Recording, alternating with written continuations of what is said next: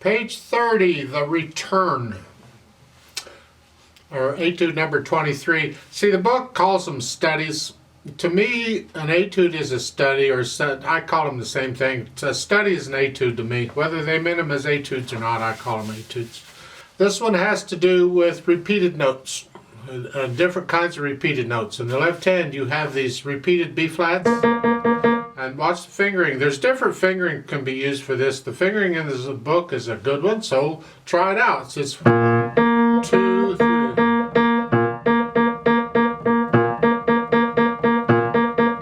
You should do it in both hands, but that's the idea. You don't have to go real fast. Just, okay, as long as you're not using the same finger. Use different fingers. So at the beginning, and this is soft here. Whatever soft is, I don't know. Now you have an accent, but we're soft, so it's going to be a gentle accent. The accent is in relation to whatever volume you're at. You know, not all accents are the same. So.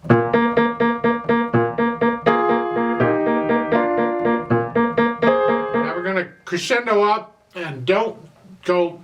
You got the whole line to go from soft to loud. So don't get too, pace it out like maybe a measure or two at a time. So on measure 4, I'm going to stay soft, except for the accent. Come up now a little bit, maybe medium soft, moderately soft. Means the accent's a little louder too. And then, now the last measure I can go up to sort of loud. And then you have this forzando on measure 8. A forzando, again, people don't agree on anything. A lot of times a forzando is just a musical bang. It's just a really loud accent, like the strongest accents you can have. However, it can also indicate a little bit of rubato in the sense that you land on the note. It's like you hesitate it just a little bit and land on it. Once you get comfortable with the piece, you can experiment with the rubato and the feeling it. Right now, we're just going to play it really loud. So measure 8, you're up here.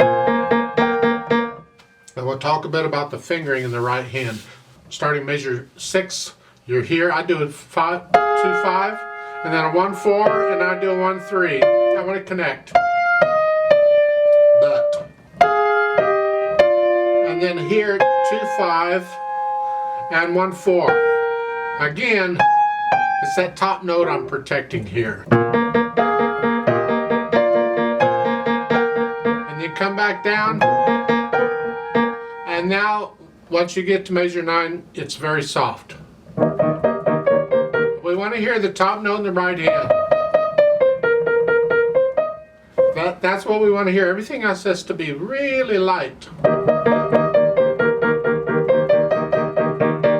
Some editions give a crescendo here on measure 11. Like a swell going up here. Well, if you have a decrescendo on measure 12, you need something because you're already very soft. You're not going to go down from there. So yeah, put in a little swell here on measure 11. Right there. And connect that. And then come back down. You're back down to very soft again.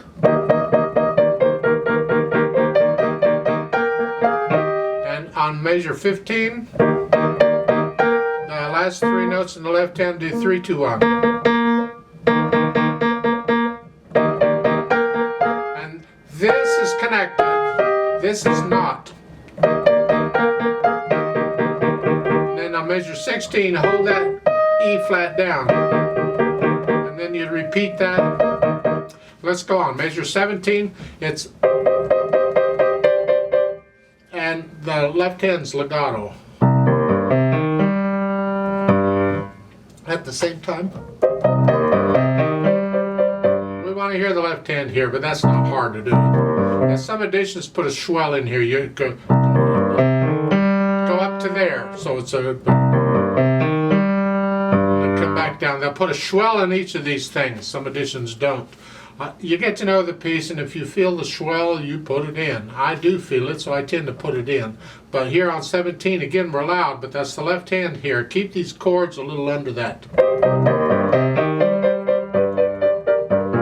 And then at measure 19, you start soft. But I still come up to about at least moderately loud in a swell.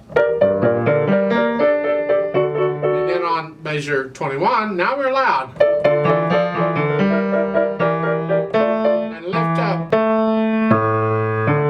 So follow these slurs here.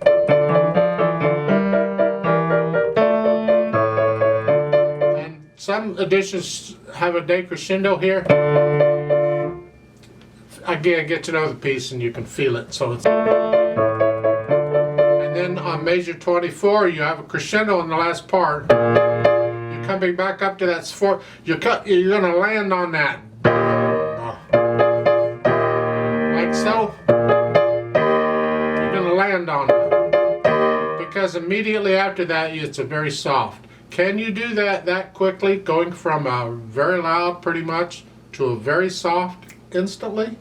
It's hard to do. And on top of that, your left hand has to go from here to here. You can use 3 here at first and then 5. That'll help you. The fingering is up to you. So to start with measure 23, you're up here.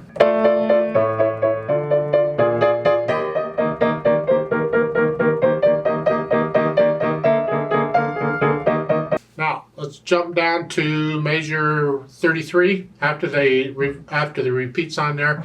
Hang on to the dotted half note. And there's a dim, e poco, ret neutral there. So you're going to start getting softer. And you're going to start slowing down, but take your time on both. And it's just a little slow down, not a lot. Just poco means a little bit.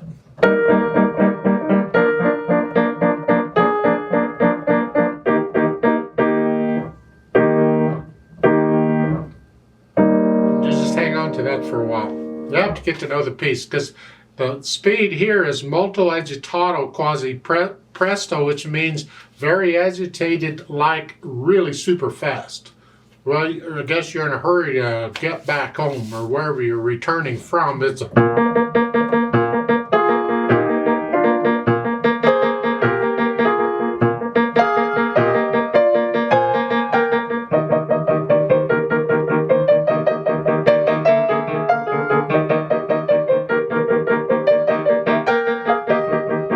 so. And then on measure 17, you're still running around crazy, and it's.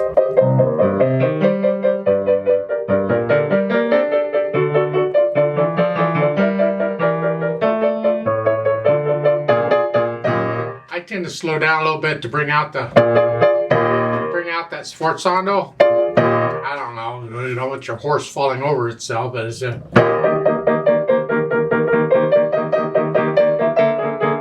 And so forth. You get the idea of the atmosphere. Now it has to be your speed. It has to be accurate. It has to be under control. But this is a good exercise in this wrist. Don't be trying to do this with the arms here.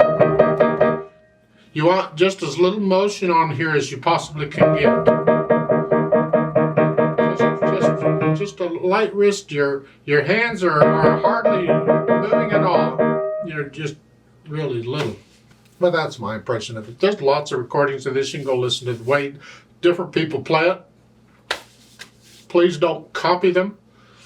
You can get an idea what it sounds like, but it's up to you to learn it well enough and start interpreting it on your own.